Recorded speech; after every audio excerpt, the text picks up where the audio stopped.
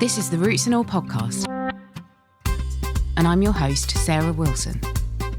Join me as I talk about all aspects of gardening with some of the top horticulturists from around the world. Hello and welcome to this episode of Roots and All, where my guest is urban smallholder Sara Ward. Sara runs Hen Corner, a backyard smallholding in London. Her website, Hen Corner, has a wealth of information on growing and making food.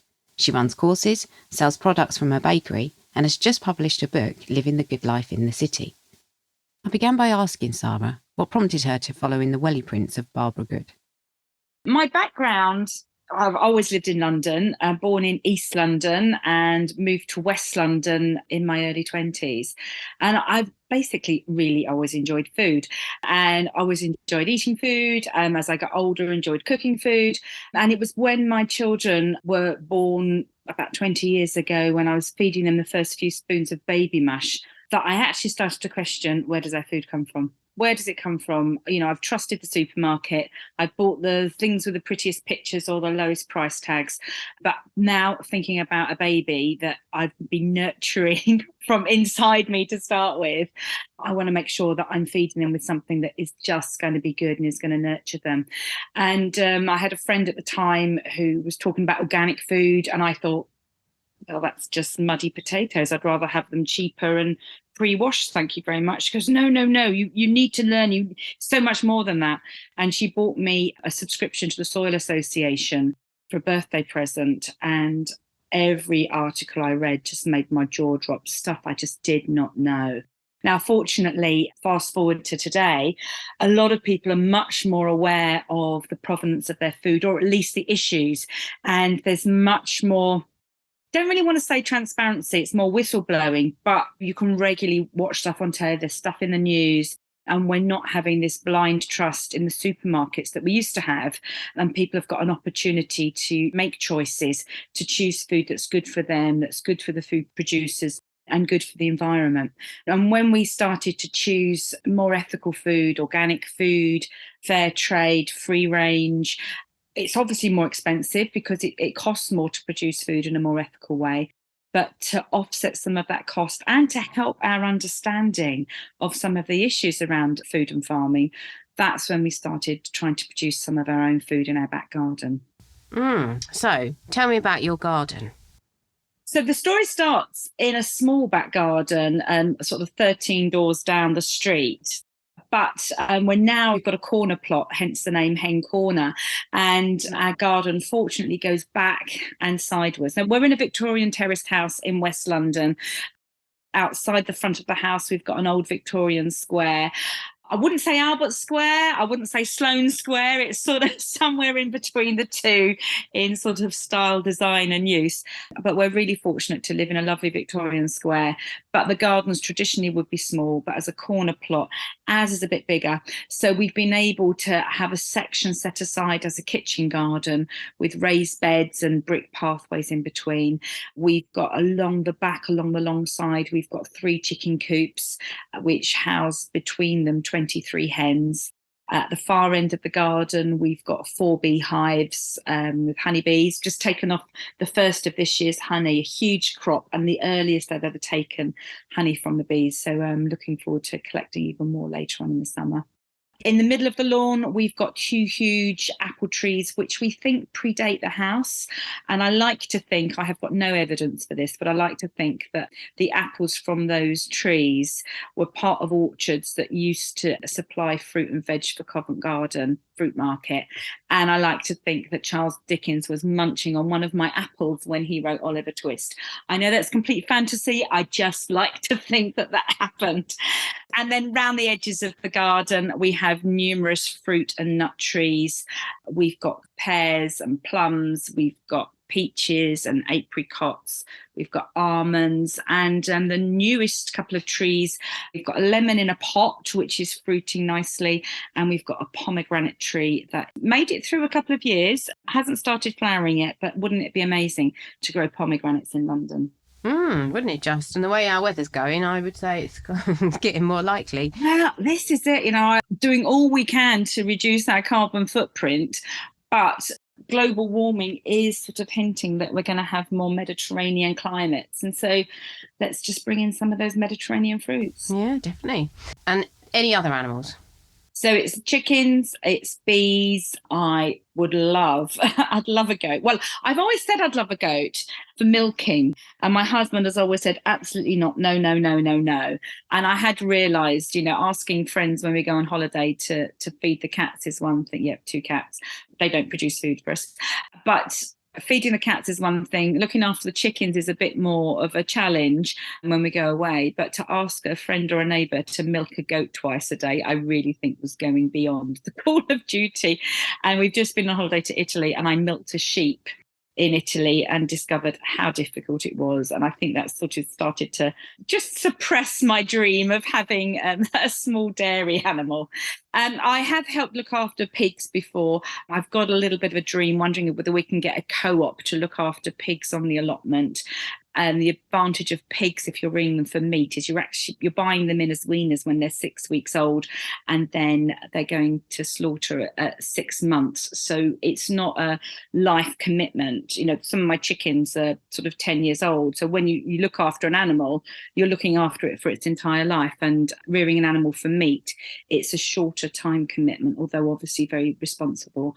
But no, just the cats and the chickens and the bees that we've got here. And I like to support my friends with larger livestock and reap the benefits of their meat that we get sent by post. And actually getting people in to look after it, that was going to be one of my later questions, because I'm guessing that it can be incredibly hard work to do this, even on a smaller scale, such as you are in an urban environment. But is it difficult even to get somebody in to water the garden? Or, if you go away, do you find that, you've lost a harvest of something or a lot of things? Is that something that people would need to factor in if they were looking into doing this? Yes, it's definitely something you need to think about. And friends who are farmers, who have got, a full-size farm, they very rarely get holidays, just because there's jobs to do all day, every day. If you're milking cows, they have to be milked every day. They have to be milked Christmas Day. We were at a dairy farm on holiday once, and they said that there was a week where the weather was so bad, the milk truck couldn't come down the farm drive, the pathway, to get to the milking parlour, so they couldn't take the milk away. But the cows still had to be milked, because if they didn't, they'd end up with mastitis and infections, or the milk supply would dry up. So there are responsibilities every day when you're producing food, when you're working with livestock and plants. But I find for us, just trying to do as much as you can before you go away. So my beehives, I've got 9 beehives across the area in 3 different sites. And I knew exactly what was happening in every single colony before we went away.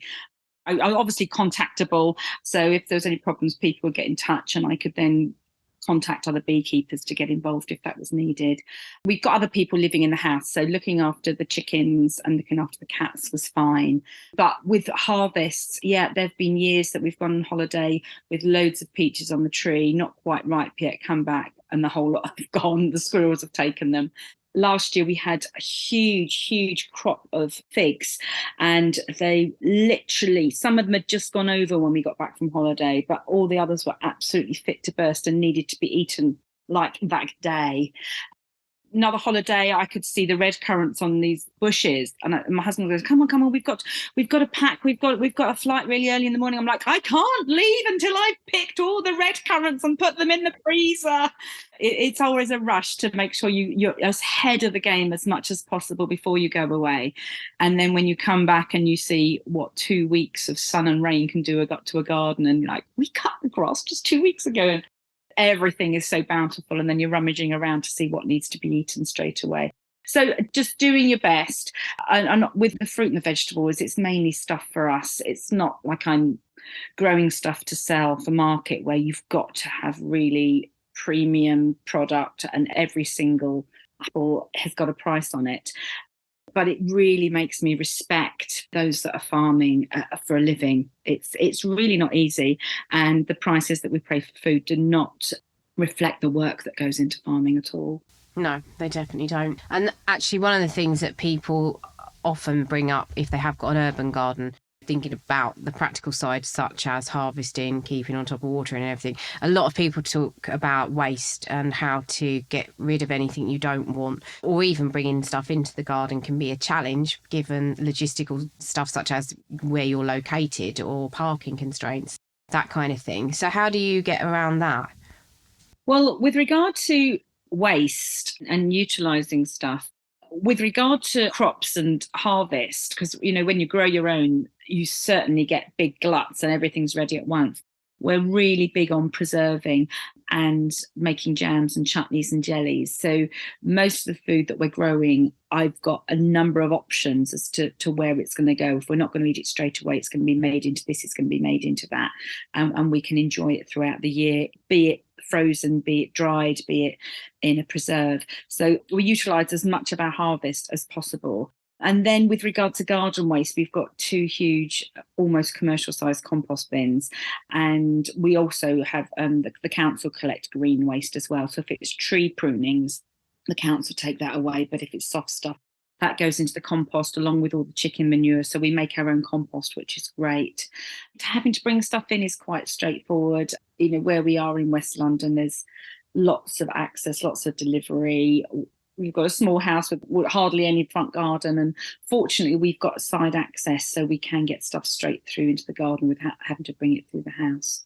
But with regard to watering, I'm really fortunate. I've got an allotment as well, and the allotment is based on a canal side. So it does mean that it's virtually self-watering, because just a few inches below the top of the soil, you've got a high water level from the canal. And so the plants can just suck up the water there. So I really try to water as little as possible. It's stuff in pots that needs to be watered, but I try to get stuff in the ground as soon as possible. Wow, that is lucky. I'm sure a lot of people would want that. I've already got envy of your canal. You mentioned preserving as well, which is, I think, important. Even if you have a relatively small space, you're still probably producing gluts occasionally. And what are some of your favourite ways of preserving food? You mentioned obviously jams and chutneys, but is there anything else you do? So, preserving, absolutely key for producing your own, but it's also key when stuff is in season and it's on special offer in the supermarket, or you see stuff in a market and you think, actually, is it just at its best now? If it's not eaten, it's going to be thrown. So don't think preserving is just for those that are growing, but obviously if you are growing it, yes. So I love jams and chutney. I do tend to stick to a couple of favourite recipes. Courgettes, I use courgettes all year round, but once you're growing them, they can turn from the thing the size of your finger to the size of your arm overnight. So I make a courgette and cumin chutney, which is a nice dark chutney. Another preserve which I really love, my absolute favourite, is piccalilli, and delighted we won a Great Taste Award for our piccalilli recipe last year. Ironically, last year I wasn't able to grow any of the ingredients for piccalilli, so I didn't make any piccalilli after I won the award. But this year my aim is to grow all the ingredients. So I've got carrots and cauliflower and onions and cucumbers and runner beans. So hopefully in a couple of months' time we'll be making some lovely piccalilli with a bit of our honey in it and some homegrown fennel seeds as well. But jams, I'm making strawberry jam this afternoon.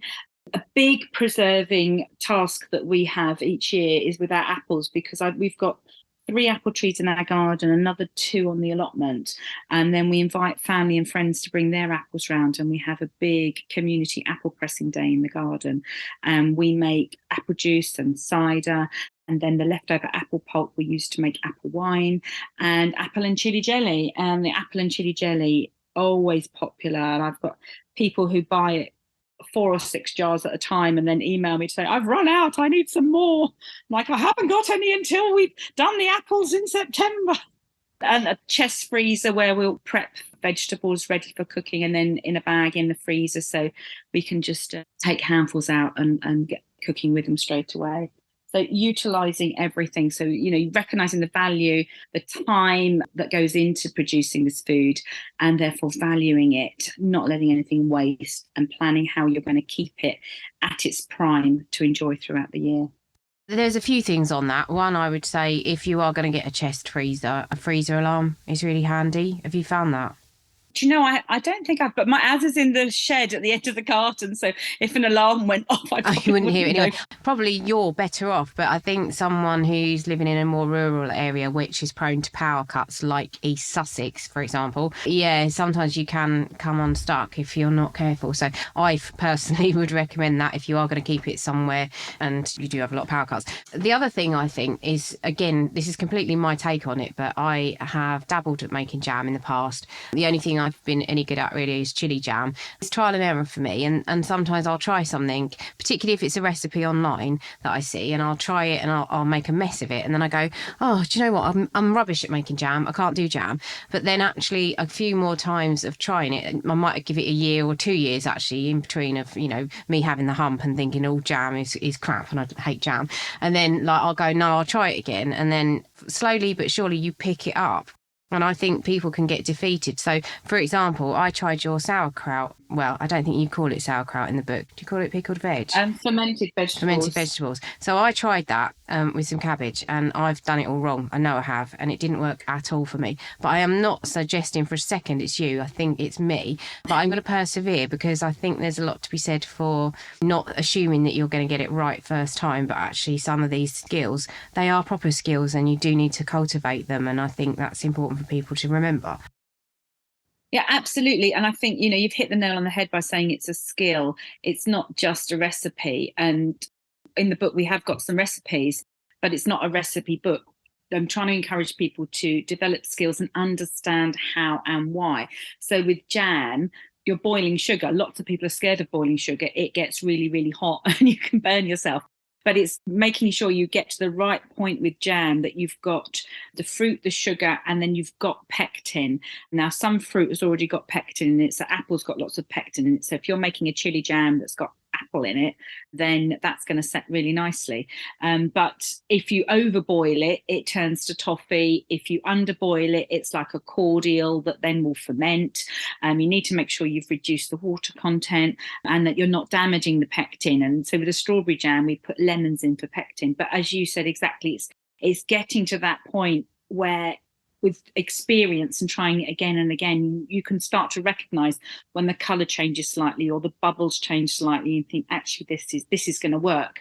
But if you don't boil it enough, you've got a very disappointing sauce, which, hey, works on top of ice cream. But if you overdo it, you've got something that's solid and burnt and ruined your pan. But with fermenting, that's something that I'm relatively new to just in the last sort of few years. It was when I just understood with fermenting vegetables like cabbage, like sauerkraut, as you said. We're familiar with pickling. We're familiar with using vinegar to pickle, say, pickled onions. We've been eating those for years. But recognizing that vegetables, well, all plants have got moisture in. And when you cut them, the moisture comes out. When you add salt, the moisture comes out quicker through osmosis. And therefore, that liquid that comes out of the vegetables starts to ferment, turns into something like vinegar. So you're basically pickling the vegetables in their own vinegar, all happening at the same time. Like, why do I need to buy vinegar when the vegetables can produce their own liquid that can ferment and then preserve them? And it was just that moment of understanding, oh, that's how it works and why, and understanding the science and understanding the process, that then you can develop those skills because you know what you want to happen, when and why. And that's what I find absolutely fascinating. So with all the foods that I love to eat, I want to know, what was this when it was alive? What was the plant? What was the animal? How was it cared for? And how have we taken it from an animal that I could have in my garden or a plant that I can grow into this amazing food that I'm eating? What were the processes? What were the techniques? And how was this developed and created? And how can I replicate that myself? It is understanding that whole process from start to finish that I think is so important. And thinking about that, you mentioned obviously you want to know what's going into your food and where it comes from. And also I think that there's a massively important thing, which is that you're reducing packaging and, you know, food miles and all the rest of it, which is fantastic. Do you feel like you do save money by growing your own? Well, we add up everything that we harvest from the garden. So every egg we collect, every asparagus spear we cut, if we bring it in from the garden, we weigh it and log it into an online tool called a harvestometer. And, you know, some of the prices are set I don't know who sets the prices, but some of them are sort of based on supermarket prices. Some of them I know that so for my honey, for example, I sell it for more than they equate honey to. But last year we worked out that everything harvested just from our garden, not the allotment, just from our West London garden, equaled £3,000. So £3,000 worth of food from the back garden. And that we didn't eat, we sold. So there's no way we could have eaten, I think it was £800 worth of honey. Couldn't eat that much honey in a year. But then we can use the honey money to buy the flour, because there's no way we can grow enough wheat in the garden to make a loaf of bread. But the honey money pays for the wheat flour, and then I run a bakery on a Friday, and I've got this money sort of in a nice little closed circuit that the money comes in from that, it goes out to that. So obviously, yes, we are saving money because of the food we're producing, but we're earning money from the food that we're producing as well. That's amazing, and you are super efficient to do that. I am very impressed. Obviously, it would be lovely if people got your book and then read it and said, I want to do this. I've got an urban space. I want to try this. Are there any essentials that you think they would need? Or is there anything that you would go, yeah, I would absolutely start with that and go from there? Yeah, I really would love people to read the book. Thank you for recommending that. And I really would hope that people would just read it, be inspired and think, is there something I can do? When people come to us here at Hen Corner and come on courses and they see, my goodness, 23 chickens, 4 beehives, all these fruit and nut trees, I want people to feel encouraged, not overwhelmed. And I always say, look, you don't start with 23 chickens. You don't need to have 20. You can start with 2. And I think it's for people to see what they can do. And getting involved with your food is a great way to start looking at being more sustainable. We all need to be looking at our carbon footprint. We all need to be looking at how we're respecting the environment that we live in. You mentioned packaging. We're reducing our packaging significantly, but we've still got some, and I hate it. I hate the packaging, and I really hope that as much of it gets recycled as possible. But if you're looking at what we're consuming as consumers, the one thing we consume every single day is food. And if we can start to get involved with our food, we can reduce, the ultra processed foods. We really don't know how much damage that's doing to us. Starting to get involved with our food, making food from scratch, just choosing what we buy, making sure it's that bit more ethical than the cheapest thing that the supermarket will offer. And, in the book, when it's talking about growing your own, it starts with, I have no garden space at all. I don't even have a windowsill. And we look at what you can grow without even a windowsill. And then if you've got a bit more space and a bit more space and a bit more space, then fantastic. But even if you don't want to grow stuff and you just want to make some food from scratch, just understand some of the processes. Just discover how cheese is made. It's absolutely magic. How do you get something that's liquid that you can pour into something you can grate onto a pizza? It's amazing. So I just say, recognise what an important part food plays to our health, but also recognise the cost of food and the hard work that goes into producing food, and the cost to the environment, as well as financial cost to ourselves and cost to those who are working. And let's try to make some decisions that are good for us, good for those who produce it, and good for the wider world and environment as well. Thank you very much to Sara for chatting about her book. I hope you've been inspired to try turning your space into a productive one, even if you live in the city. Thanks to you, as always, for listening. So if you listened to the last episode, you'll have heard me speak about accepting ads on the podcast, and that even though it could make some money, I'm not really interested in doing that, because to be interrupted by ads for stuff that's totally unrelated to the content you came here for is frankly a bit rubbish. And so instead, I thought it would be much nicer to just shout out people I know who run businesses and are good people, or who offer a good service that I've personally experienced. So my second recommendation is the guys at Digital Fuse, who look after my website. They're super responsive, flexible, creative, and they deserve a medal for dealing with a Luddite like me. I've put the links to their website in the show notes, and if you're looking for web and or graphic designers, do check them out. I found it really hard to find a good web design company when I started out, and it seemed like a minefield, and there were so many companies out there, and Digital Fuse came through a word of mouth recommendation, and that was invaluable. So hopefully this is useful to you if you're on the hunt for a company at the moment. Now, to see us out, here's Dr. Ian Bedford, with a reminder that we should be gardening with a mind to everything that shares our outdoor space. Conserving nature nowadays, and redressing the recent and rapid decline of our native wildlife, is vitally important if Britain's naturally balanced ecosystems are to be sustained into the future.